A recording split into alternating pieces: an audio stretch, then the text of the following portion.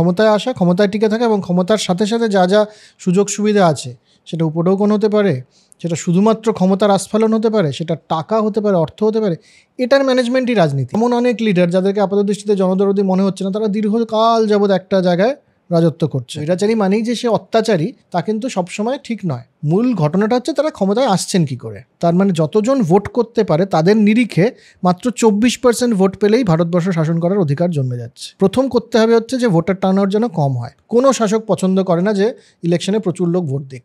যে শাসক যখন এটা চেয়েছে তারা হেরে গেছে। যদি ব্যবসা করতে চাও আমার রাজত্বে, তাহলে তুমি আমাকে ট্যাক্স দাও, ফর্মালি দাও, ইনফর্মালি দাও, প্রাইভেটলি দাও। তুমি যদি না যাও তোমাকে করতে দেবো না আমি ব্যবসাটা। 3 নম্বর, রেভিনিউ, টাকা, তার উপরে তোমার অ্যাবসলিউট কন্ট্রোল থাকতে হবে। কারণ একটা আন্দোলন যদি সফল হতে হয়, যে কোনো আন্দোলন, সেটাকে যদি শাসককে উৎখাত করে দেওয়ার মতো আন্দোলন হতে হয়, সেটার জন্য প্রচুর স্কিল দরকার, প্রচুর কোঅর্ডিনেশন দরকার। এবার হচ্ছে ইলেকশন ম্যানেজ করতে হবে, কারণ there is no election better than a rigged election. Core গ্রুপটার খুব গুরুত্বপূর্ণ, তারাই সরকারে আনে, তারাই সরকার থেকে সরিয়ে দেয়। এবং এই বইটার মূল কথা হচ্ছে যে রাজনীতিবিদদের বা শাসকদেরকে এই কোর গ্রুপটা ম্যানেজ করতে হয়, সব মানুষকে ম্যানেজ করতে হয় না। শাসক হয়তো জানে যে আমার কোর কমিটির যারা মেম্বার তাদের মধ্যে কেউ দোষী আছেন, কিন্তু শাসকের সেই ক্ষমতা নেই তাদের বিরুদ্ধে পাবলিকলি কিছু বলে।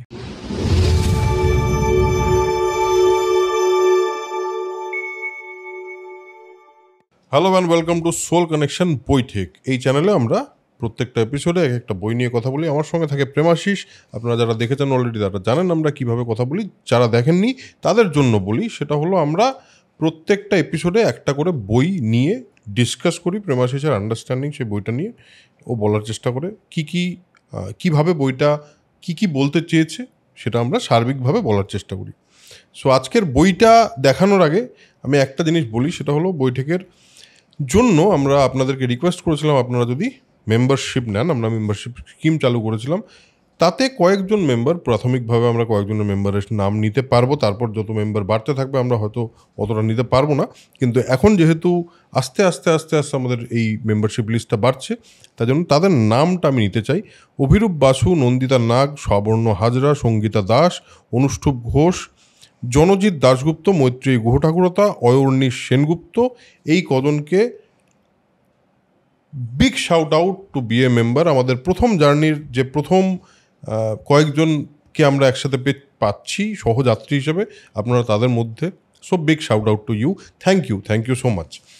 আর যারা মেম্বারশিপ নেননি এখনও তাদের বলে দিই, মেম্বারদের জন্য কিন্তু আমরা বেশ কিছু পার্কস আনছি, সেটা খুব শিগগিরই আসবে। তো মেম্বার যদি না হয়ে থাকে তাহলে হয়ে যান। আজকের বইটাতে আসি। বইটার নামটাই খুব অদ্ভুত, সেটা হলো, নামটা দেখাই আগে। হ্যাঁ, বইটার নাম হলো ডিকটেটরস হ্যান্ডবুক। তার মানে যেরকম ফিল্ম মেকার্স হ্যান্ডবুক হয়, যেরকম রান্নাবান্নার বই হয় হ্যান্ডবুক, সেরকম একটা ডিকটেটরস হ্যান্ডবুক। তা আমরা কি এটা পড়ে ডিকটেটর কী করে হতে হয় সেটা শিখবো, নাকি ডিকটেটর চিনতে শিখবো, কোনটা? স্বৈরাচারের প্রথম পার্ট আর কি। তো স্বৈরাচার করার জন্য আমাদের এটা পড়তে হবে। স্বৈরাচার করার জন্য পড়তে হবে কিনা সেটা কথা নয়, কিন্তু যারা লিখেছেন তাদের উদ্দেশ্যটা হচ্ছে যে স্বৈরাচারীরা রাজনীতিটা কি করে করেন সেটা মানুষকে বোঝানো। আচ্ছা। এবং এটা ভারতবর্ষে কিন্তু এখনো ভারতবর্ষের প্রিন্ট নেই এই বইটার। আচ্ছা। এটা এখনো বাইরেরই আছে, খুব রিসেন্ট বুক। এবং রাজনীতির শাস্ত্রের আর কি যে মূল বিষয়বস্তু, মূল ভাবধারা, যত থিওরি, সেগুলোকে উলট পালট করে ওনারা রেখে দিয়েছেন। যারা লিখেছেন ব্রুস ম্যাসকট এবং অ্যালিস্টার স্মিথ, এরা দুজনে নিউ ইয়র্ক ইউনিভার্সিটির রাজনীতির প্রফেসর আর কি। তো এরা বলছেন যে দেখো, এই এতদিন যাবৎ যে রাজনীতির বই আমরা পড়ি, সবখানে হচ্ছে left versus right, autocracy versus democracy. হ্যাঁ, এই যে কথাগুলো, এগুলো হচ্ছে ঠান্ডা ঘরে বসে রিসার্চ পেপার লেখার জন্য খুব ভালো কনভিনিয়েন্ট ডিসকাশন। রাজনীতি যারা করেন অ্যাকচুয়ালি তারা পেছন থেকে মুচকি হাসেন যে তোরা এসব নিয়ে আলোচনা কর, আসল রাজনীতিটা আমরা করছি। তা আসল রাজনীতিটা কি, তারা কিভাবে করেন আর কি। কারণ আমরা দেখছি যে এমন অনেক লিডার যাদেরকে আপাতদৃষ্টিতে জনদরদি মনে হচ্ছে না, তারা দীর্ঘকাল যাবৎ একটা জায়গায় রাজত্ব করছেন। সে 70 বছর থেকে শুরু করে 50, 34, 12 যা হোক আর কি, দীর্ঘকাল রাজত্ব করছেন। সেই অর্থে তাদেরকে জনদরদি মনে হচ্ছে না। আবার যারা সত্যি ঠিক লিডার মনে হচ্ছে তারা বেশি দিন থাকছেন না। এটা কি করে হয়? তার মানে মানুষ এটার বিরুদ্ধে প্রতিবাদ করে না কেন? এবং এত করাপশন, এত দুর্নীতি কী করে ছড়িয়ে পড়ে একজনের রাজত্বে, বা যেই সমস্ত জায়গা, যে সমস্ত দেশ, রাজ্য বা অঞ্চল ন্যাচারাল রিসোর্স যেখানে খুব বেশি, সেই জায়গাগুলো এত গরিব কেন? যেমন আফ্রিকার প্রচুর আমরা দেশ দেখি। তো এই সমস্ত প্রশ্নের উত্তর খুঁজতে গিয়ে ওনারা মূলত যেটা বলছেন আর কি, সেটা হচ্ছে যে রাজনীতির অত ইজম হয় না, রাজনৈতিক নেতাদের জন্যে রাজনীতি করবার ফ্রেমওয়ার্কটাই আলাদা। এবং সেই ফ্রেমওয়ার্কটা নিয়ে এই বইটা, যে রাজনৈতিক নেতারা কিভাবে দেখেন এবং কিভাবে ম্যানেজ করেন পুরো বিষয়টা। তো একটা ডিসক্লেমার দিয়ে নিতে চাই যে খুব যে একেবারে মানে কর্ণকুহরে সুমধুর বাক্য প্রবেশ করবে এরকম আলোচনা এটা নয়, কিছু কিছু বেশ ভয় পাওয়ার মতো বিষয়।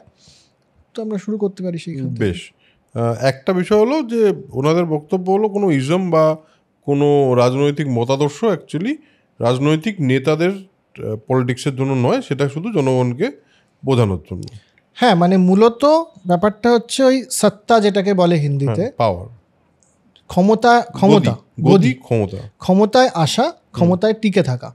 রাজনৈতিক নেতাদের মূল উদ্দেশ্য হচ্ছে এটা, এবং ক্ষমতায় আসা, ক্ষমতায় টিকে থাকা, এবং ক্ষমতার সাথে সাথে যা যা সুযোগ সুবিধা আছে, সেটা উপঢৌকন হতে পারে, সেটা শুধুমাত্র ক্ষমতার আস্ফালন হতে পারে, সেটা টাকা হতে পারে, অর্থ হতে পারে, এটার ম্যানেজমেন্টই রাজনীতি। সমস্ত রাজনীতিবিদরা এটাই করেন। বেশ, তো সেইখান থেকে এটাকে দেখার বিভিন্নভাবে আমরা দেখছি আর কি। বেশ, তো শুরু করা যাক। বইটা শুরু হয়েছে কোথা দিয়ে এবং কি কি বলেছেন বইয়ের? প্রথম ওনারা যেটা বলছেন যে রাজনীতির না কয়েকটা নিয়ম আছে রাজনীতি করার। তো ওই ম্যাকিয়াভেলি একরকম বলতেন যে দেখো, আচ্ছা হবসের কথা, আমরা হবসের কথা অনেকবার বলেছি। হবস বলতেন যে নেতা হবে তাকে সোসাইটিটাকে ডিসিপ্লিন করতে হবে, এবং সে যত জনদরদি হবে তত ভালো লিডার। সে জনদরদি বলতেন হবস আর কি। ম্যাকিয়াভেলি এসে প্রথম বললেন যে এভাবে রাজনীতি হয় না। যেই নেতা লিবার্টি মানে স্বাধীনতা এবং ইকুয়ালিটি বা সাম্যের কথাই শুধু বলবে, সে কোনোদিনও বেশি দিন যাবত টিকতে পারবে না। তাকে চেষ্টা করতে হয় সবসময় যে একটা গ্রুপ যারা উচ্চাকাঙ্ক্ষী তাদেরকে সাথে রাখা, তাদেরকে সুযোগ সুবিধা পাইয়ে দেওয়া। এটা যদি সে করে তাহলে সে ক্ষমতায় আসতে পারবে এবং ক্ষমতায় টিকে থাকতে পারবে। তারপরে তার ইচ্ছে করতেই পারে যে সে এই ক্ষমতাটা নিয়ে সে কী করবে। সে জনদরদি নীতি বানাতেও পারে, নাও বানাতে পারে, এবং কেন তারা বানাতে পারে না দীর্ঘকাল যদি কাউকে থাকতে হয় সেটা নিয়েও আমরা আলোচনা করব। বেশ, এখানে আরও একটা কনসেপ্ট আছে, সেটা হচ্ছে যে চেকস অ্যান্ড ব্যালেন্স। গণতন্ত্রে যখন আসে তখন আমরা বলি যে একটা হচ্ছে নির্বাচিত, যেটাকে লেজিসলেটিভ বলে, একটা হচ্ছে জুডিশিয়ারি, যেটা হচ্ছে বিচার ব্যবস্থা, আর একটা হচ্ছে এক্সিকিউটিভ, যেটা প্রশাসন আর কি। এই তিনটে ইন্ডিপেন্ডেন্টলি কাজ করবে এবং এরাই একজন আরেকজনকে চেক অ্যান্ড ব্যালেন্সে রাখবে। তো এই হচ্ছে বেসিক থিওরি আর কি, রাজনীতি করে করা হয়। কিন্তু আমরা দেখছি প্রচুর স্বৈরাচারী আছে সমস্ত পৃথিবীতে আমরা দেখছি, এবং বিশেষত 2000-এর পর থেকে গণতন্ত্রের ধীরে ধীরে কিন্তু একটা মানে গণতন্ত্র থাকছে না বেশিরভাগ দেশে। স্বৈরাচারের আবার একটা উত্থানের মতো আমরা দেখতে পাচ্ছি সমস্ত জায়গায়। দেখেছি আমরা, হয়তো হিটলার, স্ট্যালিন, এইসব তো এদেরকে তো দেখেইছি আমরা, তারপরেও আবার সেটা দেখা যাচ্ছে বিভিন্ন জায়গায়। এখানে এনারা একেবারে ইতিহাসের থেকে 1414-15 শতাব্দীর সময় থেকে বা তারও আগের থেকে খলিফাদের সময় বলছিলেন যে রাজনীতি করার মানে যে প্রসেসটা, সেই প্রসেসটাতে কোনো বদল হয়নি, চেঞ্জ হয়নি, একই আছে, সেটা একই আছে। যা নতুন ইজম আসুক না আসুক, ক্ষমতায় আসা এবং ক্ষমতায় টিকে থাকার যে পদ্ধতি, সেই পদ্ধতিতে কোনো বিরাট মূল পরিবর্তন হয়নি, পরিকাঠামোগত কোনো পরিবর্তন, সেটা একই আছে, লজিকটা একই। লজিকটা এক কীরকম? প্রথম কথা হচ্ছে যে এটা সবাইকে বুঝতে হবে যে আমরা স্বৈরাচারী বলি ঠিকই, কিন্তু স্বৈরাচারী একা রাজত্ব করে না। কোনো নেতার একা মানুষ হিসেবে অতটা শক্তি নেই যে সে সমস্ত দেশটাকে বা সমস্ত রাজ্যটাকে সে একা শাসন করবে বা নিজের ইচ্ছায় চালন করবে। স্বেচ্ছাচারিতা নয়। স্বৈরাচার যেমন ধর, এবং এটা আমরা তো দেখি যে যত নেতা আছে এই স্বৈরাচারী যাদেরকে বলছি, যখন তারা কথা বলেন তাদের কথার মধ্যে প্রচুর আমি, ম্যায়, মি, আই। এটা হচ্ছে প্রথম সিমটম বলতে পারিস যে একজন স্বৈরাচারী কিনা বা একজন নেতা স্বৈরাচারী কিনা। তার প্রথম নিদর্শন হচ্ছে সে আমি করেছি, আমি করলাম, আমি করে দেব। আমি বাংলায় বলছি যেহেতু এটা বাংলায় পডকাস্ট, কিন্তু মানে অন্য ভাষাতে সেটাকে তর্জমা করলে যা দাঁড়ায় আর কি। কিন্তু তারা একা কখন রাজত্ব করেন না। তাদের একটা ক্লোজ গ্রুপ থাকে যেটাকে আমরা ইনার সার্কেল বলতে পারি। সেই ইনার সার্কেলটা খুব গুরুত্বপূর্ণ যে কোনো ক্ষমতায় আসার জন্য এবং ক্ষমতায় টিকে থাকার জন্য। এই ইনার সার্কেল কারা? ইনার সার্কেল হচ্ছে ধর আর্মি, যে কোনো দেশের যারা আর্মি, এবং আর্মির মধ্যে শুধু কিন্তু মানে প্রফেশনাল আর্মি বা সরকারি যে সৈন্য তা নয়, তার প্রাইভেট আর্মিও হতে পারে, পার্টির আর্মিও হতে পারে, সে দেখা যায় বহু। হ্যাঁ, মূলত যারা এই শাসকের জন্য অস্ত্র ধরতে প্রস্তুত। সুরক্ষা বল, প্রাইভেট অ্যান্ড গভর্নমেন্ট, রাইট? আর্মিটা খুব ইম্পর্টেন্ট। দ্বিতীয় আরেকটা দল খুব ইম্পর্টেন্ট, সেটা হচ্ছে ট্যাক্স কালেক্টার্স। এবার ট্যাক্স কালেক্টর, ইনকাম ট্যাক্স বা ইনডিরেক্ট ট্যাক্স তো একটা সরকারিভাবে কালেক্ট করা হয়, তার বাইরেও ট্যাক্স কালেক্টর আছে, যে কোনো শাসকের থাকে। ধর তুই একটা সরকারি কাজ করতে গেলি, তোকে কিছু টাকা দিতে হলো, যেটাকে আমরা ঘুষ বলি, বা কোনো সরকারি কন্ট্রাক্ট পেতে গেলি তোকে কিছু টাকা দিতে হলো। এই টাকাটা কি? এটা তো শাসককে ডিরেক্টলি বা ইনডিরেক্টলি তুই ট্যাক্স দিচ্ছিস ওই কাজটার জন্যে। তা আমরা এই আলোচনার পরিপ্রেক্ষিতে ওটাকেও ট্যাক্স ধরবো, কারণ গণতন্ত্রে পারফেক্ট গণতন্ত্র যদি হয় একদম, তাহলে পরে এই বেসরকারি আর্মি বা মানে পার্টির আর্মি, যেটাকে নর্থ ইন্ডিয়ায় উত্তর ভারতে বাহুবলী বলে আর কি, যেটাকে এই পশ্চিমবঙ্গে একসময় হারমাদ বলা হতো, তাদের কোনো ভূমিকা থাকবে না। কিন্তু বা ট্যাক্স কালেক্টর ওরকমভাবে ঘুষের কোনো জায়গা থাকবে না যদি পারফেক্ট ডেমোক্রেসি হয়। কিন্তু পারফেক্ট তো নয়, সিউডো ডেমোক্রেসি প্রচুর আছে, সেখানে এদের ভূমিকা আছে। তো এরা যারা অর্থটা যোগান দিয়ে যাবে শাসককে সবসময়, সেই অর্থ টাকাটাও অ্যাজ এ পাওয়ার কাজ করবে, একদমই এরা। আর হচ্ছে যারা ভোটিংটাকে ম্যানেজ করবে, ভোটিং প্রসেসটা। সব স্বৈরাচারী চায় যে ভোট হোক, কারণ ভোট তাদেরকে একটা লেজিটিমেসি দেয়, তাদের ওখানে থাকবার, শাসক হয়ে থাকবার যুক্তিটাকে তারা মজবুত করে। আরও ভূমিকা আছে ভোটের, সেটাতেও আমরা আসবো। কিন্তু ভোটিং মেশিনারি একটা আছে, সেই ভোটিং মেশিনারির যে একদম মূল হোতা তারা। আর বড় বিজনেস, বিগ বিজনেস হাউস, যাদের কাছে টাকা আছে, এরা হচ্ছে মূলত এরাই একটা ইনার সার্কেল বানায়, যাদের কথায় স্বৈরাচারীকে চলতে হয়, যারা স্বৈরাচারীর লয়াল হয়ে থাকতে পছন্দ করে। তো ইনার সার্কেলটা খুব জরুরি। কিন্তু এটাও বুঝতে হবে যে ইনার সার্কেলটা কিন্তু আসলে লয়াল নয়। মানে তারা হয়তো বাইরে বলছেন সবসময় যে আমি একদম প্রাণ দিয়ে দেবো এই নেতার জন্যে, কিন্তু আদতে এই নেতাকে যদি তারা এনে থাকেন, তাহলে তার আগের নেতার জন্য এরা লয়াল ছিলেন। এবং এই নেতা যদি কোনোদিনও সরে যায়, দেখা যাবে এই গ্রুপটাই অন্য আরেকজন নেতাকে, সে এই দলেরও হতে পারে, অন্য দলেরও হতে পারে, তাকে সাপোর্ট করছে। এই যে সিক্রেট গ্রুপটা, এরা খুবই ইনডিরেক্টলি এই গ্রুপটায় আছে। এই গ্রুপটা খুব ভিজিবল না। এই গ্রুপটা যে কোনো শাসকের জন্যে মূলত যত স্বৈরাচারী বেশি হবে, এই গ্রুপটা তত ছোট। এবং এটার সাইজ 100 থেকে 150-র মধ্যে, ডিপেন্ডিং অন কান্ট্রি, কত বড় দেশ, কত বড় রাজ্য, তার উপরে। কিন্তু তার বেশি হয় না। এটা একদম কোর গ্রুপ, যেটাকে আমরা বলতে পারি।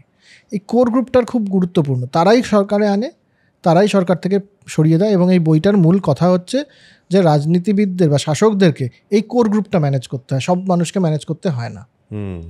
এই কোর গ্রুপটাকে যারা ঠিক করে ম্যানেজ করে নেবে, তারাই ক্ষমতায় থেকে যাবে। ইন্টারেস্টিং বেশ। যেমন ধর, ফ্রান্সের এক রাজা ছিলেন লুই XIV ছিলেন বহু আগে আর কি, মানে 17 শতাব্দীতে আর কি, 16-17 সময়। তো লুই XIV রাজা হয়েছিলেন 4 বছর বয়সে। মানে বাবা যে রাজা ছিলেন সে মারা গেছে, তখন তার বয়স 4 বছর। তো একজনের অধীনে সে যেভাবে হতো আর কি, অধীনে আছে। তো এই কোর গ্রুপ, তখনকার দিনে অ্যারিস্টোক্রেট যাদের বলা হতো, তারা রাজ্যটা চালিয়েছে এবং তারা লুটে পুটে খেয়েছে আর কি রাজ্যটাকে, নিজেদের ইচ্ছে মতো। রাজা তো বাস নামেই লুই XIV। তো লুই XIV যখন অ্যাকচুয়ালি সেন্সেস এলেন এবং রাজত্বটা নিতে চাইলেন, তখন উনি দেখলেন যে আমার রাজস্ব খালি, ট্রেজারিতে কোনো টাকা পয়সা আর কিছু নেই। এবার এই ট্রেজারি খালি হয়ে যাওয়াটা খুব বিপজ্জনক একজন শাসকের জন্য। কারণ এই যে ইনার সার্কেল বা কোর গ্রুপ, এদের লয়্যালটিটা পুরোপুরি ডিপেন্ড করে যে সেই শাসক এদেরকে টাকা দিতে পারছে কিনা, এদেরকে ক্ষমতা দিতে পারছে কিনা। এবং এদেরকে ডিসপ্রপোর্শনেটলি সুযোগ সুবিধা পাইয়ে দিতে পারছে কিনা। এবার রাজার কাছে যদি রাজস্বই না থাকে, টাকাই না থাকে, তাহলে আর সে কী করে সুযোগ সুবিধাটা দেবে? এটা একটা সমস্যা। আর লুই XIV এটাও বুঝলেন যে এদেরকে আমি ম্যানেজ করতে পারবো না, এটা আমার বাবার সময় থেকে আছে, রাইট? কিন্তু এদের সরিয়েও দিতে পারছে না চট করে, এটা তো ক্ষমতাবান। উনি কী করলেন, প্রথমেই এই গ্রুপের লোকজনকে নিয়ে এলেন ক্যাপিটালে। এরা বিভিন্ন জায়গায় ছড়িয়েছিলেন, ওখানেই তো তাদের রাজত্ব চলছে আর কি। এনারা বললেন, দেখো আমি তো এখন রাজা হয়েছি, আপনাদের সাহায্য ছাড়া আমি রাজত্বটা চালাতে পারবো না, আপনারা আসুন এবং আমার কোর্টে বসুন, আমার সাথে রাজ দরবারে আপনারা বসুন, আপনারা আমার মার্গদর্শন করুন। তো এদেরকে একটা মার্গদর্শনের জন্য একটা গ্রুপ বানানো হলো। তাতে কি হলো, এরা সমস্ত নিজস্ব জায়গা থেকে চলে এসছে, ওই জায়গাগুলোতে তাদের আর যে ক্ষমতাটা ছিল সেই ক্ষমতাটা তারা দেখাতে পারছে না। দ্বিতীয়, লুই XIV তখন নিজস্ব কিছু লোক নিয়োগ করা শুরু করলেন ওই সমস্ত জায়গাগুলোতে, আর্মিতে নিজস্ব লোক, এরা ইয়াং। তো এই দু রকমের কোর গ্রুপ তৈরি হলো, একটা হচ্ছে পুরনো ওল্ড অ্যারিস্টোক্র্যাট, একটা হচ্ছে নিউ অ্যারিস্টোক্র্যাট, যাদেরকে লুই XIV তৈরি করেছেন।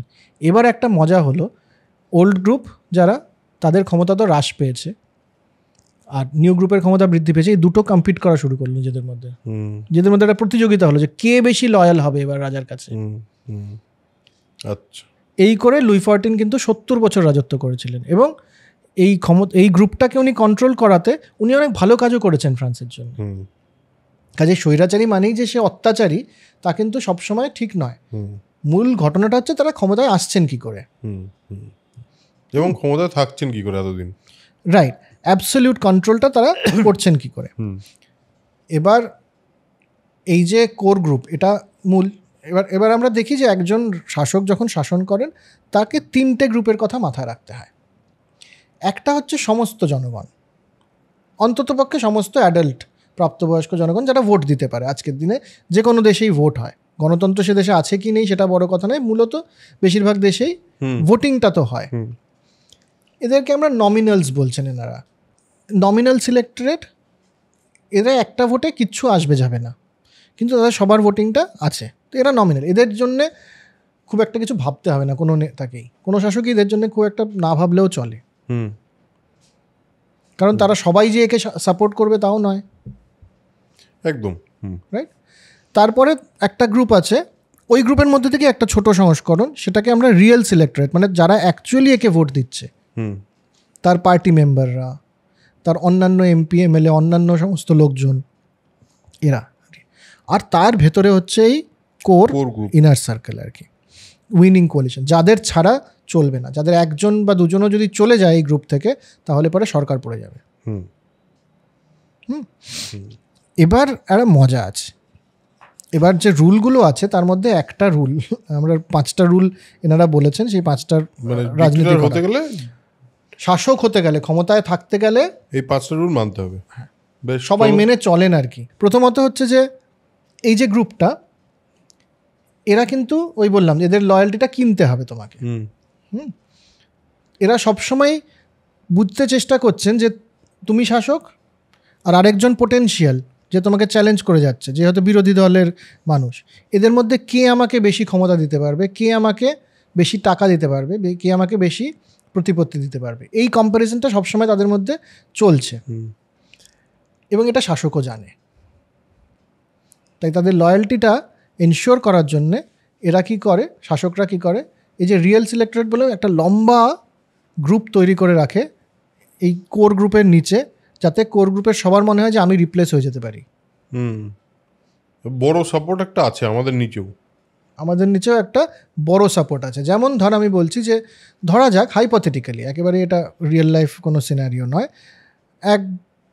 কোনো এক দেশের কোনো এক রাজ্যের এক নেতা বা নেত্রী, শাসক, তিনি ঠিক করলেন যে আমার না মহিলাদের ভোটটা হচ্ছে আমার রিয়েল সিলেক্টরেট, মহিলাদের সাপোর্ট আমার দরকার। তিনি বাকি সবাইকে ছেড়ে তিনি মহিলাদেরকে ট্যাক্সের টাকা থেকেই ধর প্রতি মাসে বা প্রতি বছরে $1000 বা $1200 করে দেওয়া শুরু করলেন। বেশ, ডলার কিন্তু।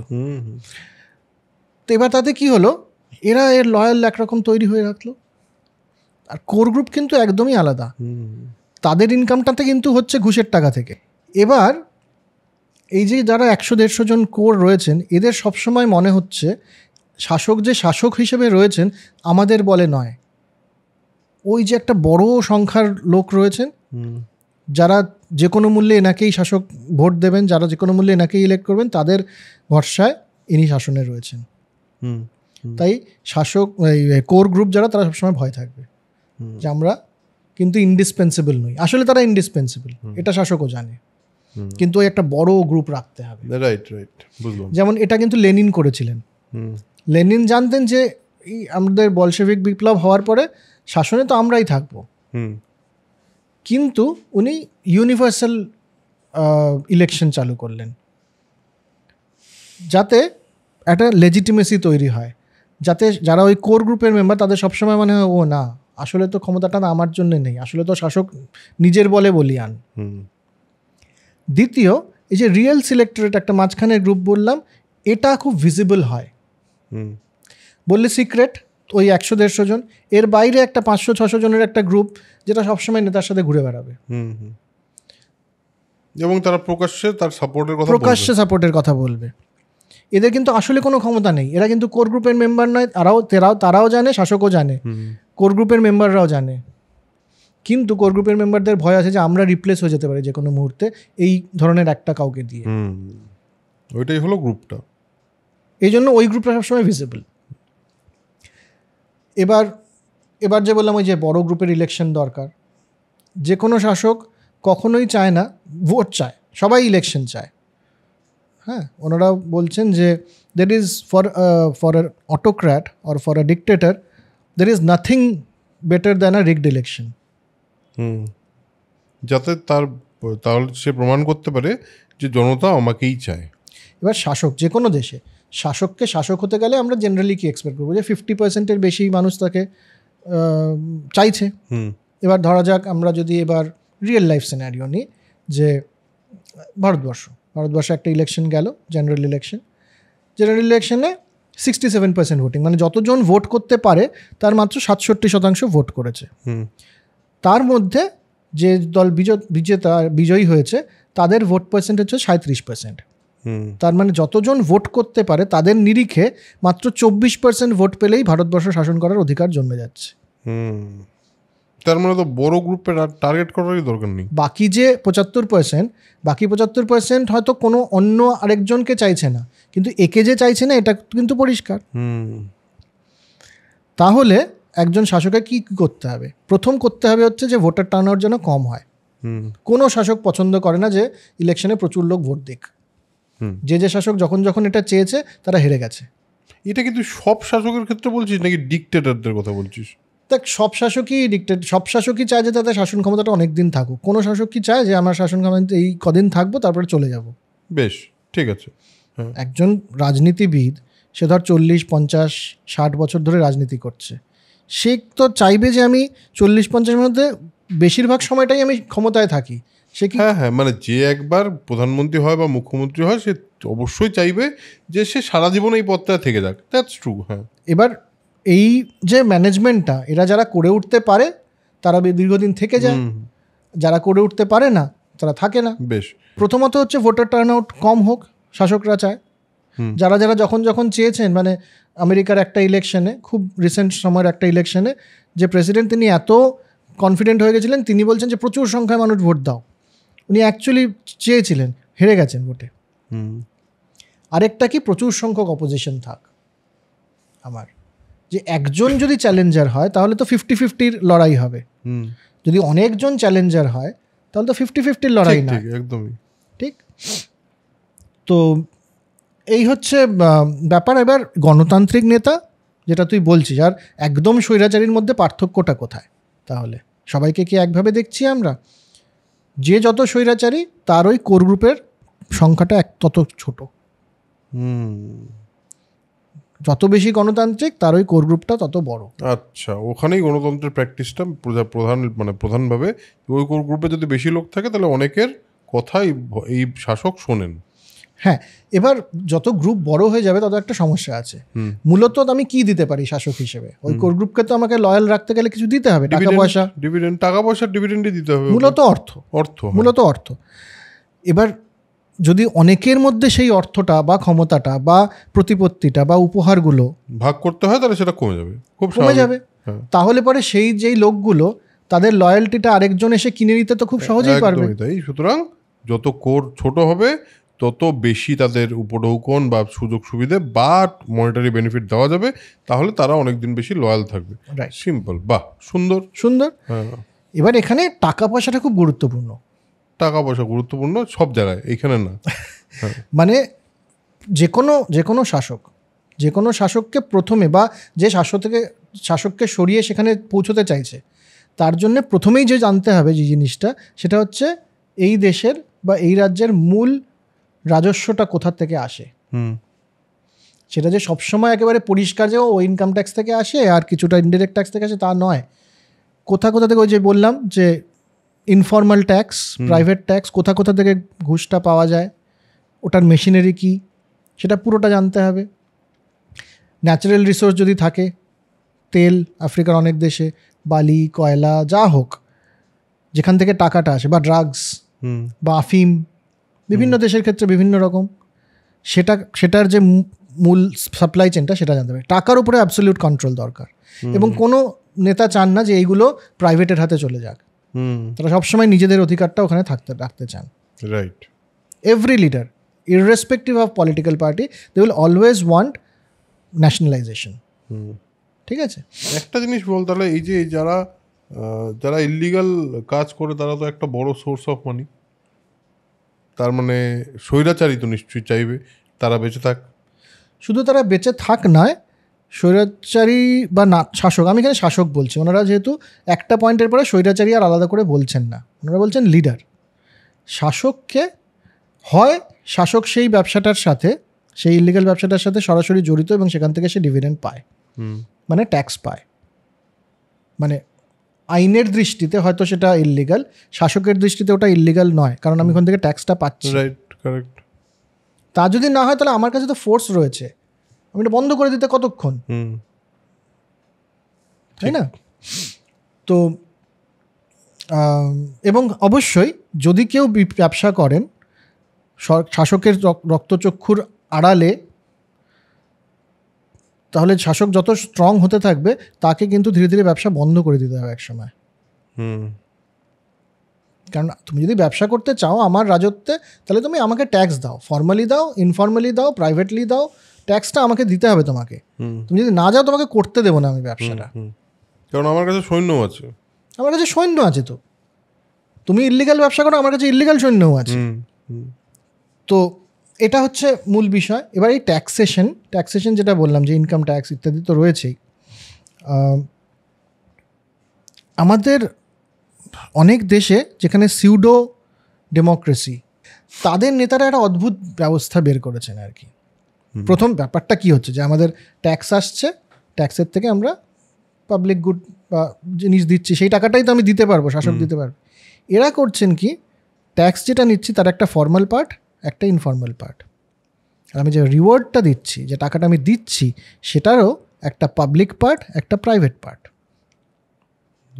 এনারা খুব সুন্দর করে করেছেন যে সেই সরকারি টাকাটা আসছে, সেই টাকাটা দিয়ে আমি পাবলিকের জন্য খরচা করব, আর যে বেসরকারি টাকাটা ট্যাক্সটা ঢুকছে আমার কাছে, সেটা দিয়ে আমি আমার কোর গ্রুপকে হেল্প করব। ঠিক, তার মানে আমার দুটো টাকাই দরকার। ফর্মাল ট্যাক্সটা তো পাবোই, ইনফর্মাল ট্যাক্সটা যত বাড়াতে পারবো তত আমার কোর গ্রুপ বেটার থাকবে, আমি তত কন্ট্রোলে থাকবো। রাইট, বেশ সুন্দর বোঝা গেল। আর ওই যে বললাম যে একটা ওই চেঞ্জ করতে থাকতে হবে আর কি, সবসময় তোমার কোর গ্রুপকে চেঞ্জ করতে থাকতে হবে, যাতে এরা সবসময় ওই ওই ওই ভয়টাতে থাকে। এবার ওই রুলগুলো, তাহলে রুলগুলো কি বুঝলাম আমরা? প্রথম রুল হচ্ছে তোমার যে ইনার কোয়ালিশন বা ইনার গ্রুপ, সেটাকে যতটা সম্ভব ছোট রাখতে পারো রাখো।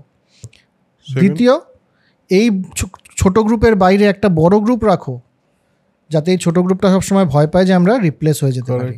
যেমন ধর এইটারই আরেকটা বলছি যে আমাদের প্রতিবেশী রাষ্ট্র বাংলাদেশে একটা তো সরকার পতন হলো, এবং এখন অনেকে বলছেন যে তিনি স্বৈরাচারী ছিলেন। তো তিনি তো রাজত্ব করেছেন অনেক দিন ধরে, 12-14 বছর ধরে রাজত্ব করেছেন। তো হঠাৎ 2024 কেন এসে মানে ব্যাপারটা হলো? এর আগের যে ইলেকশন হয়েছিল তাতে 80% ভোটার টার্ন আউট ছিল এবং এনারাই জিতেছিলেন। 2023 তাদের এখানে আবার ইলেকশন হয়, তখন 42% ভোটার টার্ন আউট। এত কম?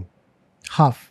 অর্থাৎ এবার যারা ইনার কোরের মেম্বার তারা বুঝে গেলেন যে আসলে কিন্তু জনতার সাপোর্টে নেতা নেই।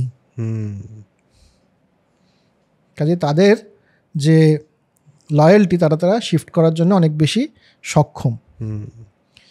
দ্বিতীয় রুল যে বড় গ্রুপ একটা নিচে তোমাকে রাখতেই হবে সবসময়। ইলেকশন কী করে রিগ করবে তার পদ্ধতিও এনারা বলেছেন, আমরা আসবো সেখানে। 3 নম্বর, রেভিনিউ, টাকা, তার উপরে তোমার অ্যাবসলিউট কন্ট্রোল থাকতে হবে।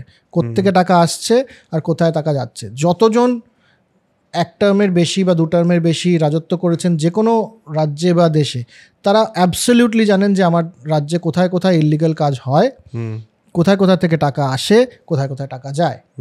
তা না হলে পরে সে এতদিন থাকতে পারতো না। কারেক্ট। চতুর্থ রুল হচ্ছে তোমার যে কোর মেম্বার তাদেরকে অতটুকুই টাকা দাও যতটুকু না দিলে নয়, বেশি দিলে, কারণ এই গ্রুপটা কিন্তু সবসময় চেষ্টা করবে তোমাকে ফেলে দেওয়ার। কাজে এদেরকে অতটুকু টাকা দাও যাতে ওটা একটা গাজরের মতো সবসময় তাদের সামনে থাকে যে আরও আরও যেন আমি পেতে পারি। এবার পঞ্চম রুলটা খুব ইম্পর্ট্যান্ট। তোমার কোর গ্রুপের যে টাকা, কোর গ্রুপের প্রাপ্য যে টাকা, সেটাতে তুমি হাত দিতে যাবে না। তোমার যদি পাবলিক গুড করতে হয়, $1000 বা $1200 করে প্রতি মাসে দিতে হয়, সেটা তুমি অন্য কোনোখান থেকে করো, আমার টাকা থেকে নয়, আমাদের টাকা থেকে নয়, বা আমাদের সুবিধের থেকে নয়। আমার ক্ষমতা হ্রাস করো না পাবলিকের ভালো করার জন্যে। যদি করো আমাদের লয়্যালটি কিন্তু চেঞ্জ হয়ে যাবে।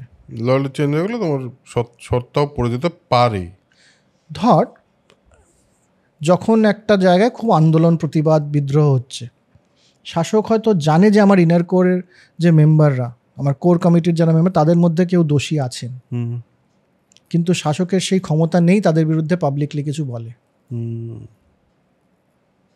কারণ যেই মুহূর্তে বলবে, এটা এনারা লিখেছেন, হ্যাঁ অবভিয়াসলি, আমি কোনো বইয়ের বাইরে কোনো কথা বলছি না, সে বলতে পারবে না। কারণ যখনই সে বলবে এটা কি করছি আমি, যে আমার প্রাইভেটের ক্ষমতা দেয়া ছিল সেই ক্ষমতাটা নিয়ে আমি পাবলিকের মধ্যে বিলিয়ে দিচ্ছি, আমি তো একটা বিশ্বাসঘাতকতা করছি আমার কোর গ্রুপের সাথে। বিশ্বাসঘাতকতা পাবলিকের সাথে করা যায়, শাসক কখনোই বিশ্বাসঘাতকতা কোর গ্রুপের সাথে করবে না। যদি করে এই কোর গ্রুপটাই তখন তাকে ছেড়ে অন্যজনের কাছে চলে যাবে। ঠিক আছে। তো এই 5টা রুল একদম লিখে রাখা উচিত। বা যারা সেই মানে শাসক যারা, তাদেরকে না জেনারেলি লোকে ভাবে যে তারা হয়তো সেই অর্থে রাজনীতির স্কুলে যাননি বলে তারা জানেন না, তারা খুব ভালোভাবে এই রুলগুলো জানেন। শাসকই হতেন না, তারা প্র্যাকটিস করছেন day in and day out. ঠিক আছে, এবার একজন নতুন শাসক ক্ষমতায় কি করে আসে? ক্ষমতায় তোকে আসতে গেলে পরে কি করতে হবে? প্রথমত যে একজন শাসক রয়েছে তাকে সরাতে হবে। সে না সরলে তো গদি তো একটাই, তাকে না সরিয়ে তো তুই যেখানে পৌঁছতে পারবি না, তাকে সরাতে হবে। দ্বিতীয়, তার যে মেশিনারি মানে এই ইনার সার্কেল, এবং ইনার সার্কেল যে কাজগুলো করে, এই ট্যাক্স নেওয়া বা তার প্রাইভেট আর্মি, এই সমস্ত ক্ষমতাটা তোমার হাতে থাকতে হবে, তোমাকে সেটা অ্যাজিউম করে নিতে হবে। তৃতীয়, তোমাকে কোয়ালিশনটা নতুন করে নিজের মতো করে বানাতে হবে, কারণ তার কোয়ালিশন দিয়ে তোমার চলবে না। এই 3টা হচ্ছে গোল্ডেন রুল ক্ষমতায় আসার জন্য। এবার ক্ষমতায় কি করে আসবে কেউ? প্রথম পদ্ধতি হচ্ছে যদি শাসকের মৃত্যু হয়, হয়তো অনেক সময় শুধু মৃত্যু নয়, এখানে খুব ইম্পর্টেন্ট, মৃত্যুর খবর যদি চাউর হয়ে যায় বা এ মরে যেতে পারে, এই খবরটা যদি চাউর হয়ে যায়, তাহলেই সেই শাসক শেষ। লং টার্ম বিশ্বাসটা চলে গেল। বিশ্বাস শুধু নয়, যারা ওই কোর গ্রুপের লয়াল মেম্বার তারা তো লং টার্মে দেখতে ওটাই তো চাইছে। বলছি, ওটা বিশ্বাসটা চলে গেল। তারা বুঝতে যে এই এক তো আমাকে আর 25 বছর ধরে এই সুবিধাটা দিতে পারবে না। সেই কারণে শাসকের health report is one of the best kept secret in a nation. আচ্ছা। কোনো শাসকের হেলথ রিপোর্ট কেউ জানতে পারবে না কোনোদিনও, হুম। এবং এটার জন্য মিডিয়া কিন্তু পাগল হয়ে যায়। হাত পা ভেঙে গেলে শুধু জানতে পারবে, লাইফ থ্রেটনিং কিচ্ছু কখনো কোনো শাসক বলবে না। আচ্ছা।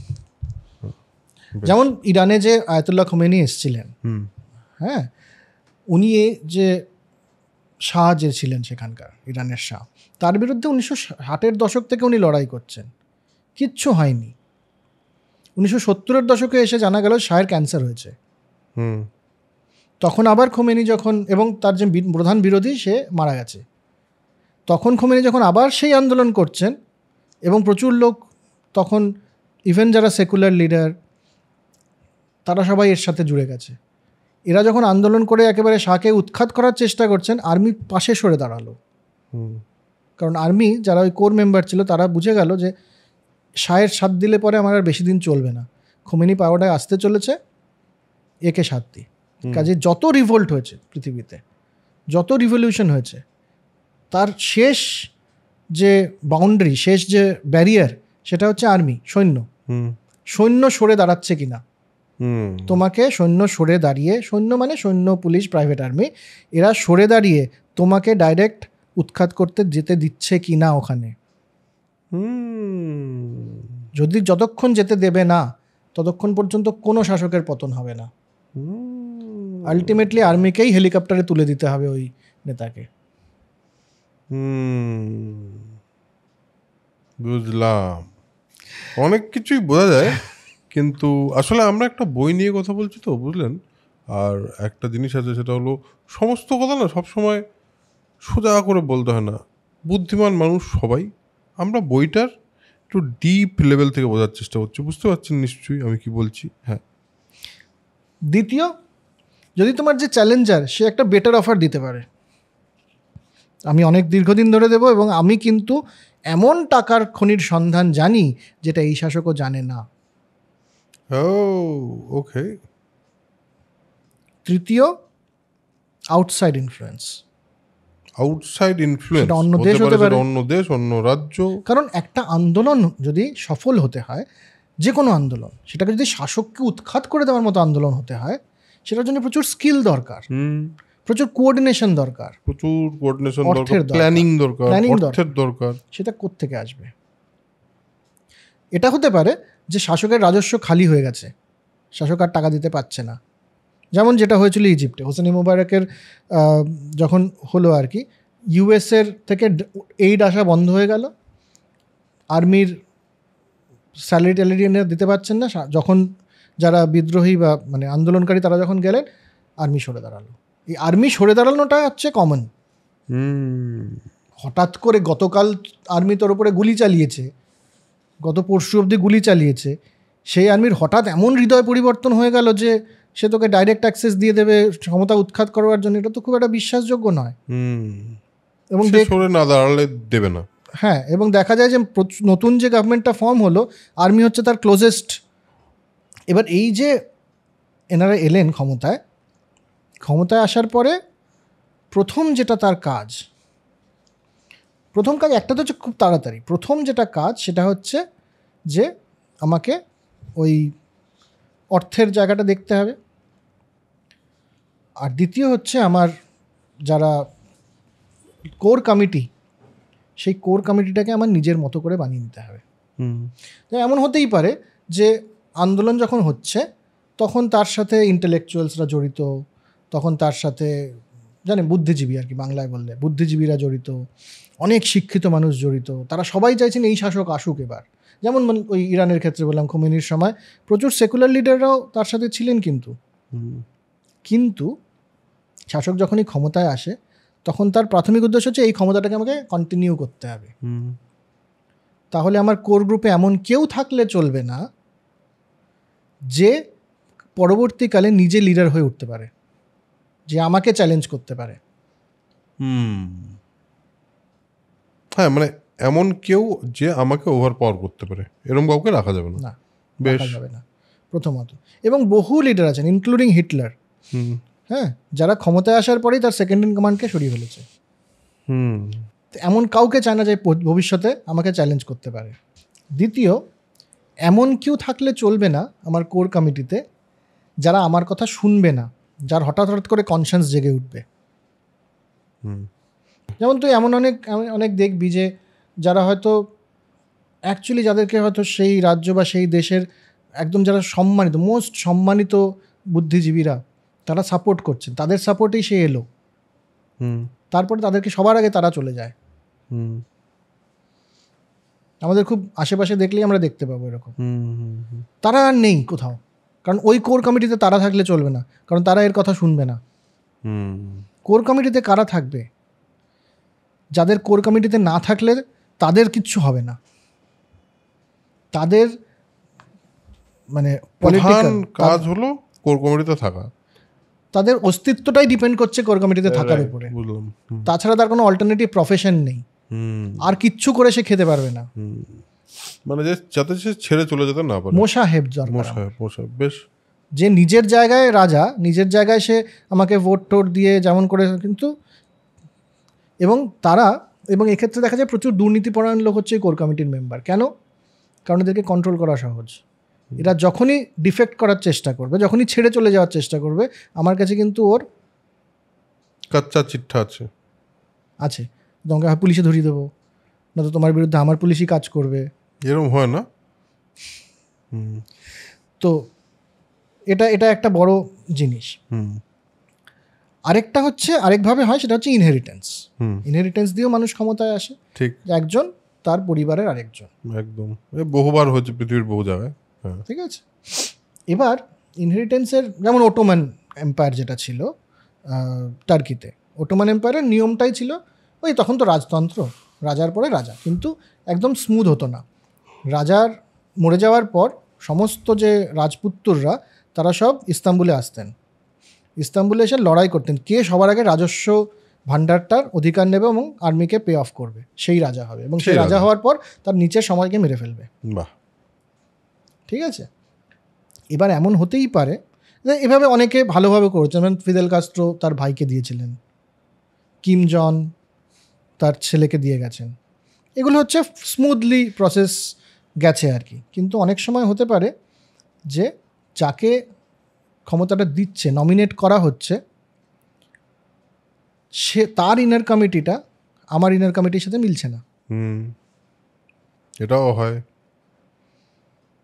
ঠিক, তাহলে এই দুজনের মধ্যে একটা, তার মানে inner committee versus inner committee এবার যুদ্ধ চলছে। ঠিক, ধর আমি আমার মেয়েকে আমি বললাম যে আমার পরে এই রাজত্ব, আমি শাসক যদি হই, আমার পরে এই রাজত্বটা তুমি সামলাবে। তার হয়তো ইয়াং লোকজন, অন্য রকমের একটা নেটওয়ার্ক, তার ইনার কমিটিটা আলাদা, এবং সে তো চ্যালেঞ্জার। আমি বেঁচে থাকতে থাকতেই যদি সে আমাকে সরাতে চায়, তাহলে আমার ইনার কমিটির লোকজনকে সে সরানো শুরু করবে, করিয়ে সে ক্ষমতায় আসার চেষ্টা করবে।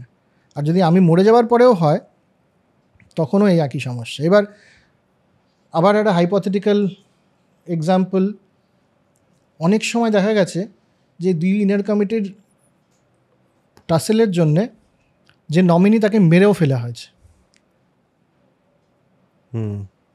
ধর একটা দেশের একজন প্রধানমন্ত্রী, সে তার ছেলেকে এরপরে প্রধানমন্ত্রী করার জন্য তৈরি করছে, কিন্তু এই প্রধানমন্ত্রীর কোর কমিটির মধ্যে হয়তো, আমি যদি হাইপোথেটিক্যাল বলি যে সেটা কোল্ড ওয়ারের সময়, এই যে আমার প্রধানমন্ত্রী সে রাশিয়ার কাছাকাছি, এবং যাকে সে নমিনেট করেছে সে আমেরিকার কাছাকাছি। তো এবার এই দুজনের মধ্যে লড়াই, তো হয় রাশিয়ানরা মেরে ফেলবে প্রধানমন্ত্রীকে, মানে রাশিয়ানরা মেরে ফেলবে নমিনিকে, অথবা আমেরিকানরা মেরে ফেলবে প্রধানমন্ত্রীকে। তো এরকমও বিতর্ক রয়েছে যে দক্ষিণ এশিয়ার একটি বৃহত্তর দেশ, যার এক সময়ের প্রধানমন্ত্রী এবং তার সন্তানের মধ্যে এই জাতীয় একটা ঘটনা ঘটেছিল, এবং সেই যে প্রধানমন্ত্রী ছিলেন তিনি জানতেন যে আমার কোর গ্রুপের লোকেরাই আমার ছেলেকে মেরে ফেলেছে, কিন্তু সে তখন কিচ্ছু করতে পারেনি, কারণ তার ক্ষমতায় থাকাটা নির্ভর করত রাশিয়ার সাপোর্টের উপর, এবং তার ক্ষমতায় আসাটাও কি ক্ষমতায় কিভাবে আসেন সেটা আমরা মোটামুটি বুঝতে পারলাম, এবার ক্ষমতায় থাকা, একদম ক্ষমতায় থাকাটা তো খুব জরুরি। এই ক্ষমতায় থাকতে গেলে পরে মেরিটোক্রেসি বললাম, ক্ষমতায় থাকতে গেলে মেরিটোক্রেসি একেবারেই চলবে না, এবং এমন লোককে আমার নিযুক্ত করতে হবে কোর কমিটিতে যারা কোনোদিন চ্যালেঞ্জ করতে পারবে না। যেমন ধর চীনে বা মুঘলরা বা বাইজেন্টাইন এম্পায়ারে বা ক্যালিফেট যেটা ছিল, সেখানে কোর কমিটিতে মানে সমাজের মানে সরকারের গুরুত্বপূর্ণ পদে থাকতেন ইউনাক্সরা, তৃতীয় লিঙ্গের লোকদেরকে রাখা হতো। কারণ তৃতীয় লিঙ্গের মানুষরা কখনোই ওই ক্লেমটা করতে পারবেন যে আমি রাজা হয়ে যাব। লয়্যালটি ইজ ইম্পর্ট্যান্ট, এবং যেন চ্যালেঞ্জ না করে। এবার আবার ওই দক্ষিণ এশিয়ার একটি বৃহত্তম দেশে দুজন লিডার একসময় খুব উঠে এসেছিলেন চ্যালেঞ্জার হিসেবে, দুজনের যে কেউ প্রধানমন্ত্রী হতে পারতেন, কিন্তু একজনের চ্যালেঞ্জার মানে একসাথে তারা একই পার্টির মেম্বার, কিন্তু সেকেন্ড ইন কমান্ড এমন একজনকে রাখা হয়েছিল, সে এমন একটা কমিউনিটি থেকে আসে যে সেই কমিউনিটি থেকে এলে পরে সেই দেশের প্রধানমন্ত্রী হওয়া যায় না। মানে তিনি সবচেয়ে বড় নেতা, কিন্তু এই দুজনের মধ্যে ধরা যাক এ এবং এল দুজন নেতা, তো এ এবং এলের মধ্যে এলের পপুলারিটি নিজের পার্টিতেও বেশি, মানুষের মধ্যেও বেশি, সে যে কারণেই হোক। তো এলেরই প্রধানমন্ত্রী হওয়ার কথা সেই দক্ষিণ এশিয়ার দেশে, কিন্তু এলকে এসে একজন বলেছিলেন যে আপনি যেই কমিউনিটি থেকে আসেন সেই কমিউনিটি থেকে কিন্তু এই দেশের প্রধানমন্ত্রী হওয়া যায় না, আপনি চেষ্টাটাও করবেন না, আপনার পার্টির ভরাডুবি হবে। তিনি সরে গিয়ে বললেন আপনি প্রধানমন্ত্রী হন। এ প্রধানমন্ত্রী হলো, এল সবসময় সেকেন্ড ইন কমান্ডে থেকে গেলেন, এবং মনে করা হয় যে সেই দেশের ক্ষেত্রে অনেকে বলেন যে he is the best prime minister that country never had. কোনোদিনও শেয়ার হতে পারে, কি জানি কোন দেশের কথা বলছিস। হ্যাঁ, তো এটা একটা যে আমার কোর কমিটি কারা হবে, এবং এই কোর কমিটিকে অফ ব্যালেন্স রাখতে হবে, টু কন্ট্রোল, যে সবসময় যেন তারা এই চিন্তাটাতে থাকে যে আরে আমাকে তো রিপ্লেস করে ফেলবে, ঠিক আছে। এবার হচ্ছে ইলেকশন ম্যানেজ করতে হবে, কারণ there is no election better than a rigged election, এবং ইলেকশনে যদি জেতে তাহলে শাসকের একটা নিজস্ব তৈরি হয়।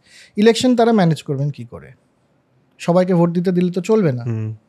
সবাই যদি ইলেকশনের বেসিক প্রসেসটা কি গণতন্ত্রে, সবাই নিজের ইচ্ছে মতো ভোট দিক, এটা দিলে পরে মুশকিল আছে। তো শাসক কি করবেন? শাসক অনেককে ভোট দিতেই দেবেন না, প্রাথমিকভাবে লিস্টটাই গড়বড় করে ফেলা হবে। পৃথিবীর ইতিহাসের নিরিখে বলছি, লিস্টটা গড়বড় করে ফেলা হবে। লিস্টে অনেকে গিয়ে ভোট দিতে গিয়ে দেখলো যে আরে আমার নাম নেই, জেনে শুনে তাদের নাম বাদ দিয়ে দেওয়া হচ্ছে যে এ আমার ভোটার নয়। আর কি ইন্টিমিডেট, ভোট দিতে যাচ্ছ, গুন্ডা বাহিনী বা মানে বেসিক্যালি আর্মি আর কি, শাসকের আর্মি এসে বললো তোমরা ভোট দিতে যেতে দেবো না। এনারাও বলেছেন যে ভারতবর্ষের অনেক রাজ্যে এটা হয়। ভোট হয়ে গেল, এবার কাউন্টিং হবে। কাউন্টিং আমার নিজের লোক করবে, ওই কোর কমিটি এবং যে স্ট্রাকচারটা আমি বানিয়েছি সেই স্ট্রাকচার মেশিনারি, যেটা ট্যাক্স কালেকশনেরও স্ট্রাকচার, তারা কাউন্টিংটা দেখবেন, এবং যত সংখ্যক অপোনেন্ট হবে। আর ব্লক ভোটিং, মানে ব্লক ভোটিংয়ে কি একটা গ্রাম বা একটা সমুদায় বা একটা সম্প্রদায় একসাথে একটা দলকে বা একটা শাসককে ভোট দিচ্ছে, এটা হচ্ছে ব্লক ভোটিং। তো এক্ষেত্রে কী আছে, একজন যদি হঠাৎ মনে করে যে না বলছে ঠিকই আমার নেতা, মানে আমার গ্রুপের বা আমার গ্রামের বা আমার ধর্মের নেতা বলছে ঠিকই, কিন্তু আমি একে দেবো না, রিস্ক ইজ টু হাই। সেক্ষেত্রে যদি কোনোভাবে ধরা পড়ে যায়,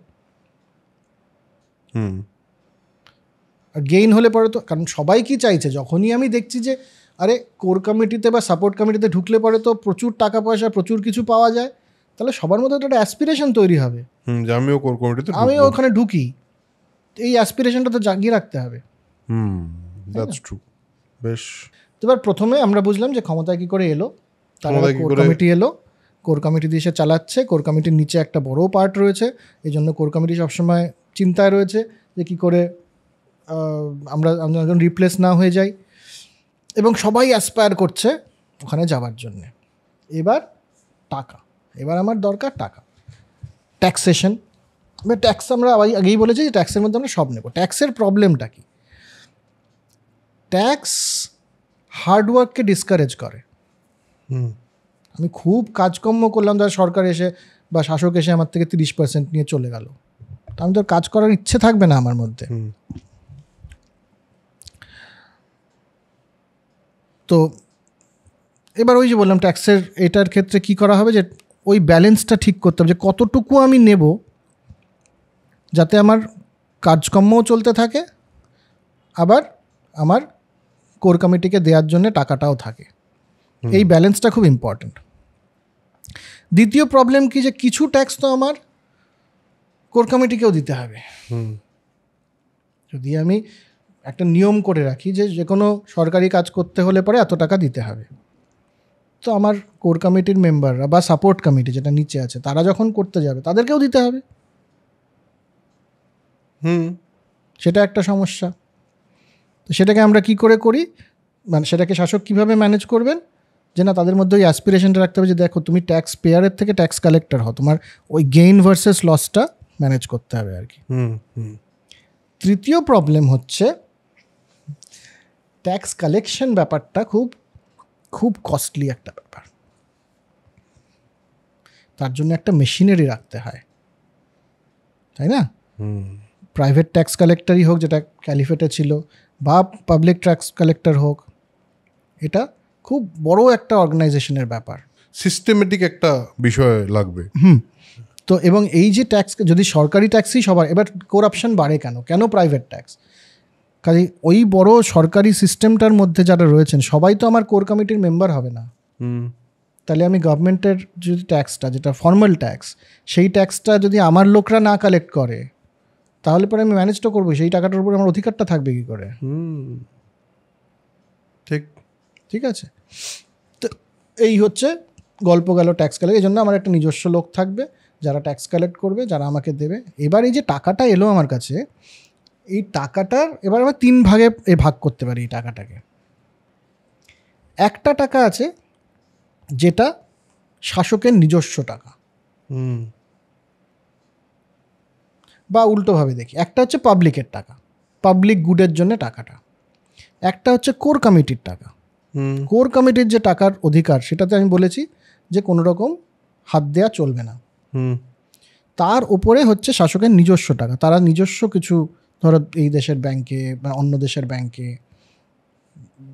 ওভারসিজ আর কি, ওভারসিজ তারা ওই টাকাটা রেখে দেবেন, যেটা তার ডিসক্রিশনারি মানি। ঠিক আছে।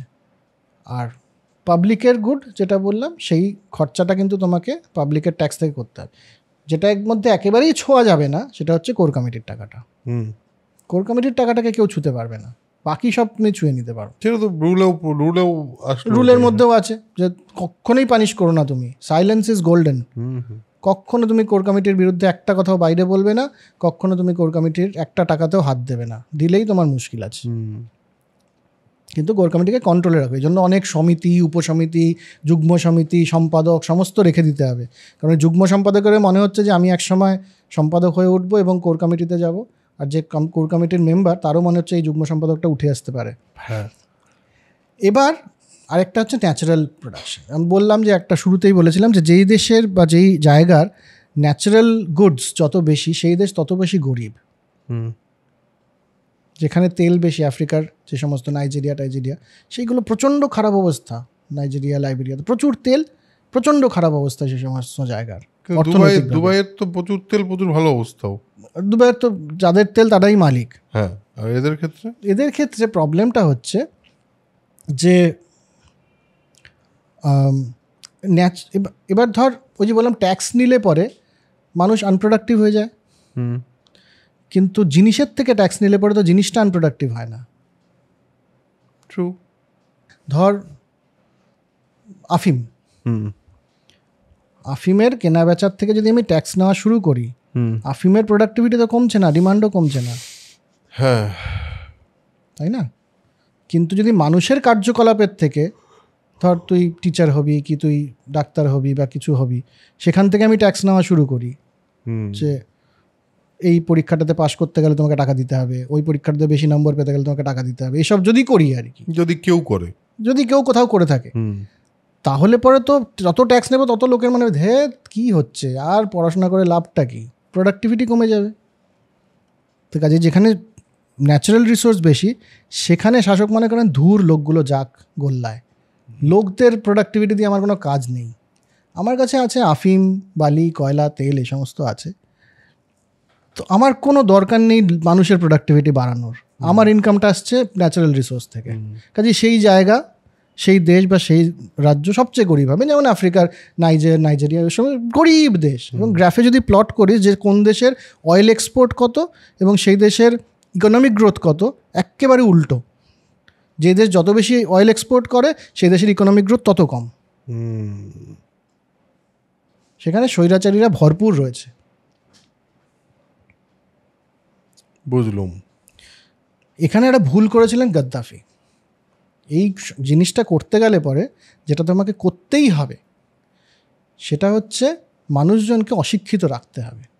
ও, এটা একটা ইম্পর্টেন্ট ব্যাপার, মানে শিক্ষা ব্যবস্থারও গন্ডগোল করতে হবে। প্রাইমারি শিক্ষা ব্যবস্থা ভালো করো। সমস্ত স্বৈরাচারীর আন্ডারে প্রাইমারি শিক্ষা ব্যবস্থাটা ভালো থাকে, প্রাইমারি হেলথ ভালো থাকে। কিন্তু এরা যত পড়ে তত বোঝে তত কম মানে, তো যত জানে তত কম মানে, তত কম মানে। ঠিক। কাজে হায়ার এডুকেশনে এই সমস্ত জায়গাতেই সবচেয়ে বেশি করাপশন পাবে। হায়ার এডুকেশনে সবচেয়ে কম গুরুত্ব এই সমস্ত শাসকই দেবে। হায়ার এডুকেশন কোনগুলোতে দেবে? তারা যেগুলো সরাসরিভাবে শাসককে প্রশ্ন করবে না, ধর economics, politics, political science, history, এই জাতীয় যে পড়াশোনাগুলো, এই পড়াশোনাগুলোর প্রতি কখনো এই শাসকরা জোর দেবে না। তো গাদ্দাফি ভুল করেছিলেন, উনি হায়ার এডুকেশনে স্কলারশিপ দেওয়া আরম্ভ করেছিলেন। তো এবং উনি তো স্বৈরাচারী তো ছিলেনই, দেশের তেল ফেল এ সমস্ত টাকা দিয়েই তার কোর কমিটি এবং তার চলতো, এবং বিরাট বৈভব। কিন্তু এই যে পড়াশোনা করে এলো বাইরের থেকে লোকজনরা, তারা তখন এই বিপ্লব করে ফেললো।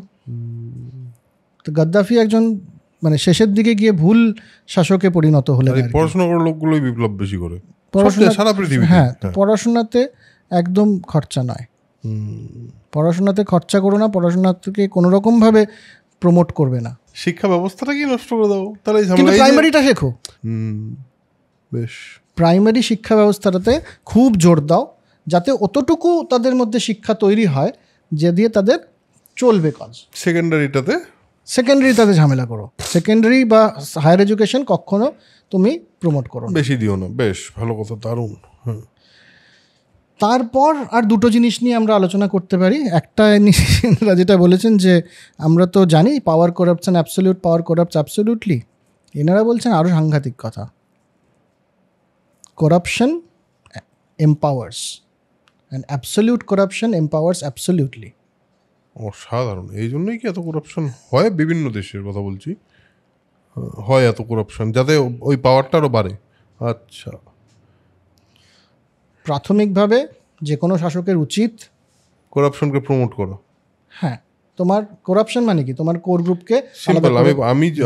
আমি দেখ, স্বৈরাচারী হওয়ার জন্য আমি শিক্ষিত এখন মোটামুটি ভাবে আমি স্বৈরাচারী হতে পারবো। আমি বলছি আপনাদের, আমাকে কি করতে হবে, আমাকে করাপশন কেন প্রমোট করতে হবে? কারণ যত নিচের লেভেলে যত করাপশন হবে, বুঝলেন, যত বেশি লোক বেশি বেশি টাকার করাপশন এদিক ওদিক করবে, আমার ইনডিরেক্ট ট্যাক্স বেশি আসবে। আমার ইনডিরেক্ট ট্যাক্স বেশি আসলে কী হবে? আমার কোর গ্রুপের যে পাওনাটা যতটুকু তাদের প্রাপ্য ঠিক ততটুকুই তাদের দেওয়া হবে। কিন্তু অ্যাট দ্য সেম টাইম আমার কোষাগারে, আমার কী বলে আনঅফিসিয়াল কোষাগারে এমন একটা টাকা জমবে যে টাকাটা আমার পাওয়ারকে আরও বাড়াবে। একদম একদম ঠিক ঠিক ঠিক ঠিক। করাপশনটাকে বাড়াওয়া কী করে দেওয়া যায়? কীভাবে তুই সমস্ত একটা পুরো দেশ বা একটা রাজ্য বা একটা অঞ্চল, তোমার রাজত্বের সব মানুষকে করাপ্ট কী করে তুলবি? তুই মাইনে কম দিতে হবে সরকারি ইয়েকে, আর সুযোগ সুবিধা কম দিতে হবে। আমি বইটার থেকে পড়ছি বাবা। হ্যাঁ, মানে বইটাই বলছি। Pay them so little that they can't help but realise that it is only acceptable but necessary. It is not only acceptable but necessary for them to be corrupt. Corruption ছাড়া যেন তাদের না চলে, ঠিক। এতটা গরিব করে দাও তাদেরকে, এত কম মাইনে দাও যাতে করাপশনটাই তাদের মনে হয় যে এটা ছাড়া তো আমার আর চলবে না বাবা, এবং সেটা যদি তুমি করতে দিচ্ছ তাকে তারপরে তার জন্য তারা তোমার লয়াল হবে। ঠিক। এই জন্য absolute corruption empowers you absolutely. এবং সেখানে যদি তুমি কেউ একটা হুইসেল ব্লোয়ার হয়, এই করাপশন হচ্ছে ওখানে।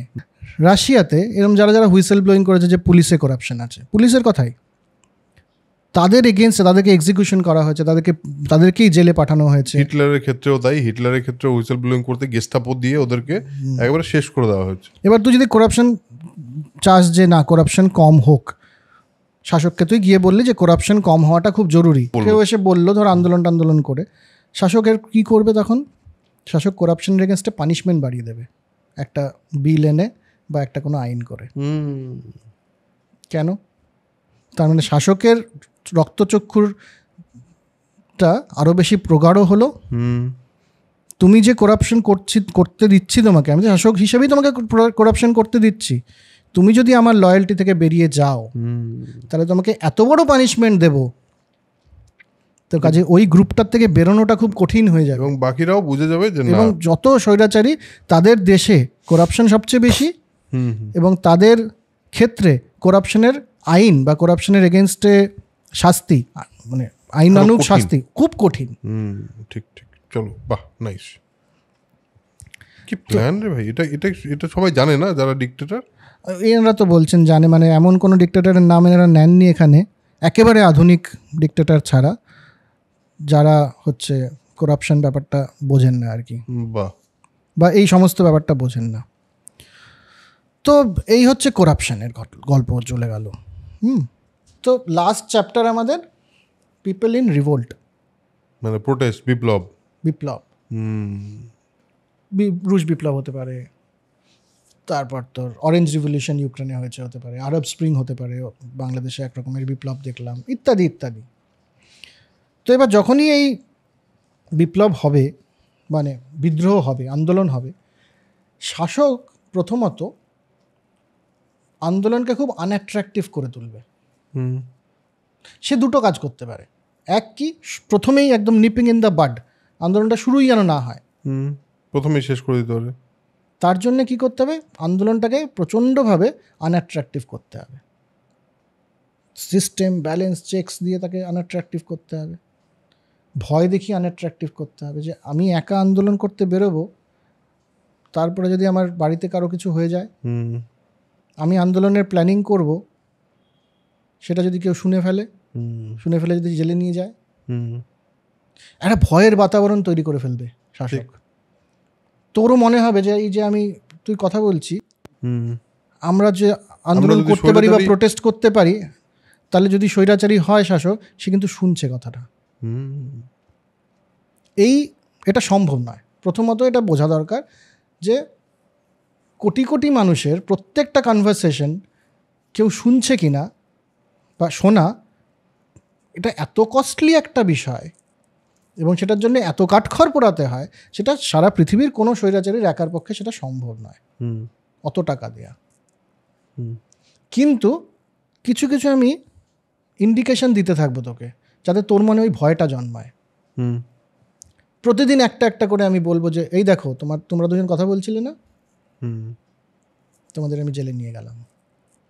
Making the success of the protest আর success of the revolt unattractive and fearsome. তোমার ভয় পেতে হবে তোমাকে প্রথমত। বেশ। কিন্তু যদি তুমি ভয় না পাও একান্তই, সেক্ষেত্রে তোমার আর্মিকে সরে দাঁড়াতে হবে একটা সময়।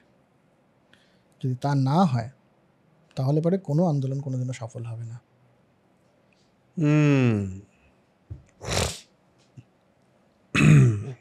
বেশ, আমরা একটা আলোচনা করলাম কি নিয়ে?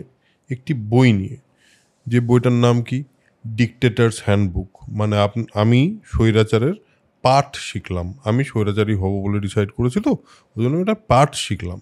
কিন্তু পয়েন্টটা হলো, এটা শেখার বা এটা নিয়ে কথা বলার একটা অদ্ভুত অন্য একটা দিক আছে। আপনাদের অনেকেরই মনে হতে পারে, অনেকেই বললেন হ্যাঁ হ্যাঁ বুঝলাম, সবই বুঝলাম, কিন্তু আপনারা তো কিছুই বললেন না। এক্স্যাক্টলি এটাই, শুধু যদি লিখতে হয় তাহলে লিখতে পারেন। আর আমরাও জানি যে আমরা কি কথা বলেছি, কেন বলেছি। এই ডিকটেটার্স হ্যান্ডবুক দিয়ে আর কিছু না হোক, আমরা একজন ডিকটেটরকে চিহ্নিত বোধহয় করতে পারবো উইথ দ্য ট্রেটস। আমি জানি না কোথাকার ডিকটেটর, আমি জানি না ঠিক কার কথা বলছি বা কী বলছি। সো এই পয়েন্ট অবধি থেকে আজকের এপিসোড এখানে শেষ করছি। একটা জিনিস বলে দিই, সেটা হলো সার্কাজম খুব ভালো জিনিস। আর যেটা আমি সবসময় বলি সেটা হলো স্প্রেড নলেজ, স্প্রেড পজিটিভিটি, সেটা যেই নলেজই হোক আর যেরকম পজিটিভিটি হোক। সো আজকের জন্য টাটা, দেখা হচ্ছে পরের এপিসোডে।